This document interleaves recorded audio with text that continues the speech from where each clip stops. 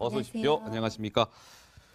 자, 서지현 검사 이 성추행 사건이 이게 이제 단순 성추행 사건이 아니라 여의도 정치권에도 뭔가 불똥이 좀 튀는 것 같습니다. 급기야 박상기 법무부 장관까지도 지금 논란의 중심에 서게 됐는데 어제 먼저 이 법무부 해명이 좀 오락가락하면서 논란을 좀 자초한 측면이 있어 보여요? 네, 그렇습니다. 서지현 검사가 이미 박상기 법무부 장관에게 지난해 10월에 이 문제에 대해서 조금 면담을 하고 싶다라는 뜻을 전달을 했는데 그 이후에 조치가 없었다. 이렇게 그 서지현 검사 측에서 주장을 했는데요. 당시에 이제 법무부 장관은 이렇게 해명을 했습니다. 어제 오전에만 해도 그런 식의 보고를 받은 적이 없고 뭐 직접 본 적도 없다. 그리고 법무부 관계자 같은 경우에도 장관은 이번 일이 이제 언론을 통해 알려지고 나서 알았다. 이렇게 설명을 했었거든요. 예. 근데 바로 어제 오후에 그 정정을 한 건데요.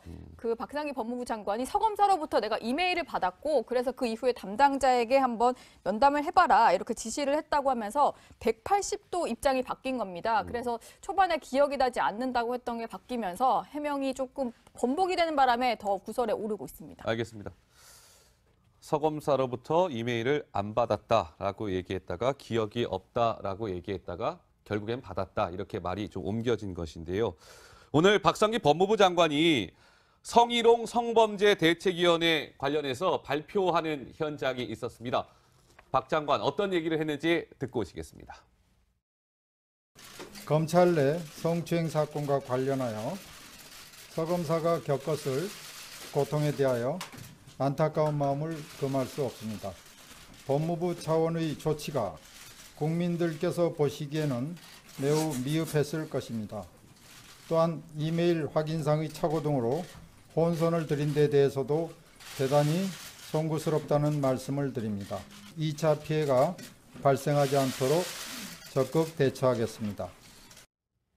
네, 박상기 법무부 장관은 이메일 확인상의 착오 등으로 혼선을 드린 데 대해서 송구스럽습니다라고 얘기했는데 이 의원님은 어떻게 보세요? 아까 2시간 만에 안 받았다 해서 받았다로 이제 발언이 좀 바뀐 거거든요. 예. 그러니까 저희 시작하기 전에도 제가 잠깐 여쭤봤었는데 사실 이렇게 이메일을 주고받은 거 특히 장관한테 업무와 관련된 이메일이 갔을 때는 네. 제가 알기로는 이게 그 하드 카피, 인쇄물도 따로 있을 수밖에 없거든요. 보고서를 따로 올리고 이럴 테니까 예. 이 부분에 대해서 어떻게 이렇게 없다고 단언을 할 수 있었는지 그러니까 이게 또 보고를 올린 사람도 있고 이제 메일을 답장을 보내면서 거기에 관여한 사람도 있었을 텐데 그럼 여러 사람이 똑같이 이걸 몰랐다는 사실인지 잊어버렸다는 사실인지 그리고 무엇보다도 그 통영지청장이 이 당시에 또 서검사한테 이 토로를 고충을 듣고 법무부 장관 쪽에다가 이 똑같은 사실을 보고를 했다는 거예요. 10월쯤에. 예. 그랬다는데 그걸 어떻게 모른다고 하셨는지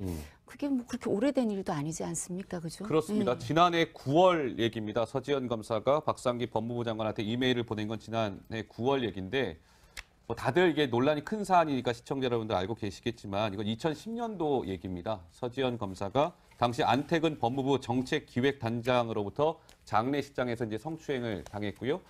참고 있다가 이제 지난해 9월 문재인 정부 초대 법무부 장관인 박상기 법무부 장관한테 이메일을 보내면서 이런 억울한 일이 있었습니다. 좀 조치해 주세요라고 얘기했는데 박상기 법무부 장관의 발언이 바뀌면서 논란을 키운 측면이 있는 건데 오늘 이 서지현 검사가 또 가만히 있지 않았던 모양이에요, 강 기자? 예, 우선 박상기 오늘 내용은 아니고요. 사실 그 전에 계속해서 사실 그런 주장이 나왔다가 오늘 이제 구체적인 그런 내용이 공개가 된 건데 네.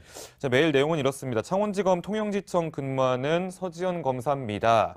자, 일개 평검사가 장관님께 직접 말씀드릴 방법을 찾지 못했는데 그래서 이제 이메일을 보내게 됐다면서 안태근 전 검찰국장에게 강제추행을 당했다. 그리고 이제 면담을 요구한다라는 그런 내용이 담겨 있습니다. 네.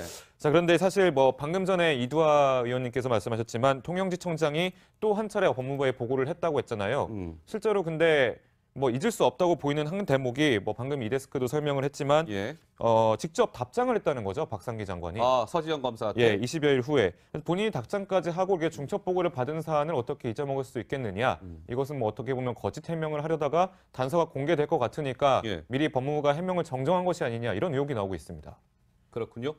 그러니까 이두하 의원께서도 왜 그 처음에 법무부에서 메일을 박상기 장관이 받은 바 없다라고 얘기했는지 좀 의아스럽다라고 얘기했는데 정말 그 뭐 법무부에서는 애초에 왜 받은 적이 없다라고 얘기한 그 이유가 좀 있습니까, 노 기자? 그러니까 사실은 법무부에서 뭔가 해명을 하려면 장관 본인에게 확인을 하고 그걸 토대로 이제 뭔가 해명 자료가 나오잖아요. 그런데 아무래도 이제 박상기 장관이 실제로 기억을 하지 못한 게 아니냐, 법무부에서는 이렇게 주장을 하고 있습니다. 왜냐하면 이렇게 얘기를 설명을 한 건데요. 어제 오전까지만 해도 박상기 장관이 면담 요청받은 사실을 기억을 못했다가 오후 늦게서야 내가 서검사랑 메일을 주고받은 것이 기억이 났는지 그걸 발견했다, 이렇게 얘기를 했다는 거예요. 네. 그래서 뭔가 기억이 안 났다는 장관의 어떤 설명만 듣고 좀 성급하게 해명을 내놓은 거 아니냐, 이런 얘기들이 나오고 있습니다. 자, 그러면 이제 중요한 것은 박상기 장관이 이메일을 받고 담당자한테 내용 파악을 좀 지시를 했다는 거예요. 어떻게 된 건지 파악도 해보고, 자, 그 성추행 받았다는 서지현 검사가 있으니까 담당자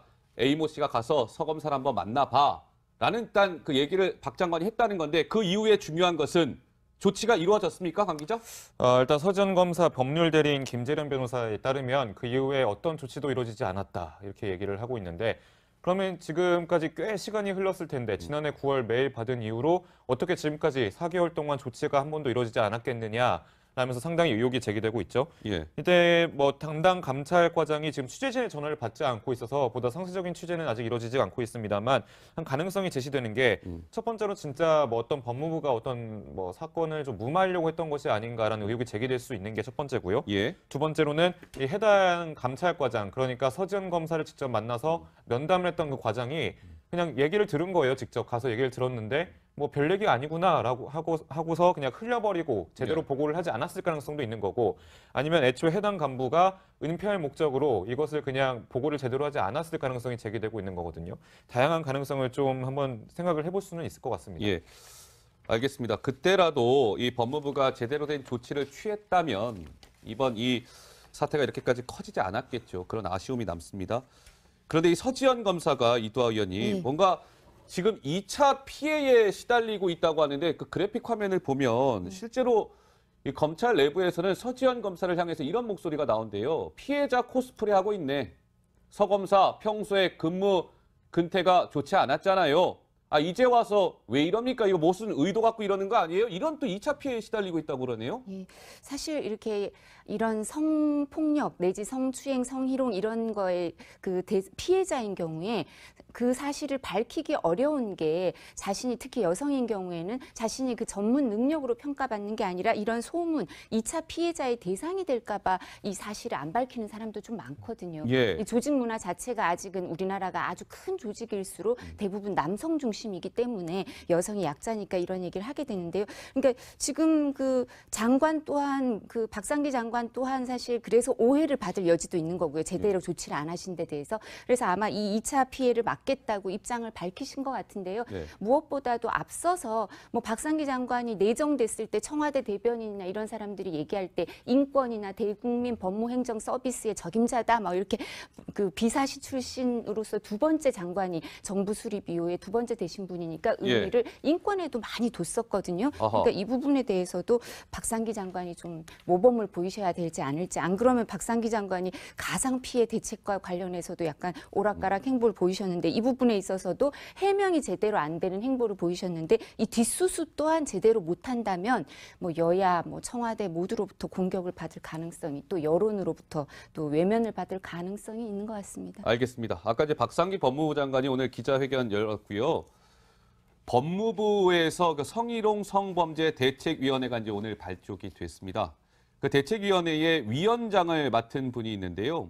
이분이 여성의 어떤 이런 성추행이나 성범죄와 관련해서 아주 상징적인 분이 대책위원장을 맡았다고 하네요. 자, 목소리 듣고 오시겠습니다. 법무부와 산하기관의 성폭력, 성희롱의 실태 파악을 정확히 하여 적절한 처리와 대응 방안을 마련하려고 합니다. 동시에 성폭력, 성희롱을 뿌리 뽑을 수 있는 조직 문화와 제도 개선책을 깊게 고민하겠습니다. 네, 바로 이제 권인숙 성희롱 성범죄 대책위원장입니다. 현재 한국여성정책연구원 원장을 맡고 있는 분인데, 시청자 여러분 다들 기억하시죠? 80년대에 경찰서에 가서 성고문을 당했던 그 당사자 아닙니까? 예, 1986년 부천경찰서 성고문 사건의 피해자로 잘 알려져 있죠. 당시 부천 공장에 위장 취업을 해서 노동운동을 하다가 구속이 됐고 예. 그때 모 경장에게 성추행, 정말 강제추행에 가까운 그런 고문을 당했다라고 잘 알려진 권인숙 원장인데요. 여성 인권 분야의 그 권위자로 알려져 있습니다. 그동안 이제 피해 사실을 겪고 본인도 많이 좀 정신적인 고통을 당했는데 예. 이겨내고 미국에서 박사학위를 받아서 계속 그런 학업을 이어왔던 사람이고요. 그러면서 최근에 이제 양성평등위원회 민간위원으로도 활동하기도 했었고 대통령 소속 저출산 고령사회위원회 자문위원을 역임하기도 했습니다. 예. 그만큼 여성 인권에 대해선 보다 상세하고 누구보다 구체적으로 제도적으로 보통 아니면 심정적으로 잘 이해할 수 있는 적임자라는 그런 평가가 나오고 있습니다. 알겠습니다. 자, 기대를 해보겠습니다. 권인숙 위원장의 의지를 갖고 철저한 진상조사 및 대책을 마련을 할 거라고 기대를 해보고요. 10년도에 서지현 검사가 이제 성추행을 당했을 때 그 성추행 당사자는 안태근 법무부 정책기획단장이었고 그 일을 이제 덮으라고 지시했다는 의혹을 받고 있는 분이 당시 이제 법무부의 검찰국장, 지금 한국당의 최규일 의원이죠. 근데 이 최규일 의원 같은 경우는 오히려 서지현 검사를 향해서 뭔가 지금 역공에 나섰다면서요? 네, 그렇습니다. 최규일 의원 같은 경우는 지금 안태근 전 국장이 이제 조금 두문불출하는 거에 반해서 의원총회에도 나오고요. 국회에 계속 이제 모습을 드러내고 있거든요. 어제는 기자들에게 이런 얘기를 했는데요. 네. 이제 당시에 서지현 검사 본인이 문제 제기를 하지 않기로 결정을 했다고 들었다. 그리고 이제 당시에 문제 제기를 계속했던 임은정 검사가 계속 얘기를 했지만 어쨌든 서 검사가 그런 사실이 없다라고 해서 감찰조차 중단됐다. 그래서 이런 사실이면 누가 은폐한 거냐 이런 식으로 나오는 건 명백한 나에 대한 명예훼손이다 이렇게 주장을 한 건데요. 네. 실제로 명예훼손 고소할지에 대해서는 좀 미정이다 이렇게 밝혔지만 어쨌든 본인이 괜히 좀 억울하게 끌려 들어간 부분이 있다는 거에 대해서 명확하게 계속 해명을 하고 있는 상황입니다. 아니 그럼 이 시점에 한번 이두하 의원께 여쭤봐야 되겠어요. 이 의원께서는 또 이제 변호사 법조인이시기도 하니까 이게 명예훼손죄에 해당이 됩니까? 사실 이제 정치인이 다른 사람을 상대로 명예훼손죄를 주장하는 경우에 예. 이게 공공의 목적이라든가 이 필요성이 있다 이러면서 보통 인정이 안 되는 경우가 많은데 최규일 의원은 아마 본인이 그 당시에 이제 검찰 조직의 그냥 검찰국장이었으니까 뭐 이런 얘기를 하시지만 제가 생각하기에는 실제로 고소는 안 하시지 않을까. 정치인들은 보통 고소를 잘 안 합니다. 예. 그래서 왜냐하면 고소 고발을 하면 이게 사실인지 아닌지 밝히기 위해서 또 다 조사를 받고 이래야 되니까 그렇게 보통 그 사건화하는 경우는 별로 없고요. 네. 최규일 의원의 경우에는 근데 약간 처음에 오해의 여지가 있었던 것 같습니다. 왜냐하면 저도 이 기사를 읽고 어떤 생각을 했었냐면 이 서 검사랑 그 법률 대리인이나 이 주변 사람들이 주장하는 걸 보고 그럼 최규일 의원이 검찰국장일 때 인사에 불이익을 주고 그다음에 이걸 덮었나 이렇게 오해를 할 여지가 조금 있었는데 네. 그러니까 그 서 검사 측의 주장을 들어보면 그 최규일 검찰국장은 이 사실을 임은정 검사가 문제화하려고 하는데 그걸 덮으라는 취지로 얘기를 했고 네. 그다음에 인사상의 불이익을 준 검찰국장은 또 다른 사람이란 취지 같아요. 그죠? 어허. 그래서 이런 부분에 대해서 이렇게 여지가 조금 나뉘는데 근데 최규일 의원 입장에서는 또 말을 처음에는 허 검사 얘기를 모른다라고 말을 했었던 부분이 있기 때문에 또 이렇게 계속 좀 비난의 대상이 되는 면도 있지 않은가 해서요. 이 부분도 또 확인을 해봐야겠지만 진상조사에 응하지 않을 가능성도 크지 않을까 싶습니다. 알겠습니다. 자, 뭐 이 사건은 지금이 이제 시작인 것 같습니다, 시청자 여러분. 뭐 진상조사단도 꾸려졌고요.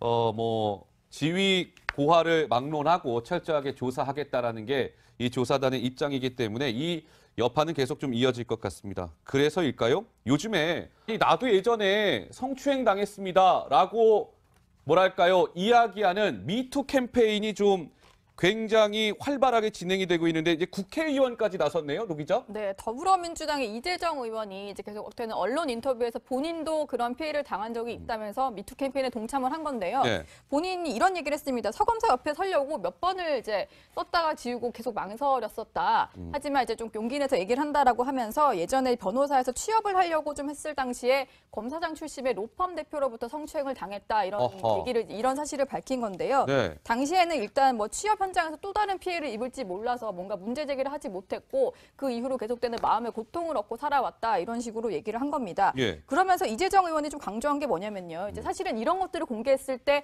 그렇다면 그 의원이 당했던 추행은 무슨 추행일까 이런 것들에 관심을 갖잖아요. 그래서 자극적인 어떤 추행이 무엇이냐 어떤 행위가 있었냐가 아니라 이런 식으로 용기를 내서 말을 할 수 있는 이런 사회적인 분위기가 조성되고 있다는 것 여기에 좀 관심을 가져달라 이렇게 강조를 했습니다. 그 말은 저도 진짜 공감이 되네요. 뭐 성추행 사건 발생됐다 그러면 도대체 뭐 어떻게 성추행한 거냐, 뭐 껴안은 거냐, 뭐 이런 거에 관심을 갖는데 그게 아니다. 내가 왜 이렇게 오랜 시간 성추행 당하고도 망설일 수밖에 없었던 이유에 대해서 우리 사회가 주목해 줬으면 좋겠다. 이재정 의원 얘기인데 공감이 가는 얘기입니다. 자, 그런데 이게 끝이 아니었다면서요, 강 기자. 또 무슨 일이 있었어요? 계속해서 지금 나오고 있는데 이번엔 경기도 의회로 한번 넘어가 보겠습니다. 더불어민주당 경기도 의원인 이효경 도의원은 지금 보시는 것처럼 고백을 했는데 6년 전에 이제 같이 교육위원회 소속 그 위원들과 회식을 했는데 예. 한 남성 의원이 춤추면서 다가와서 바지를 내렸다라는 거예요.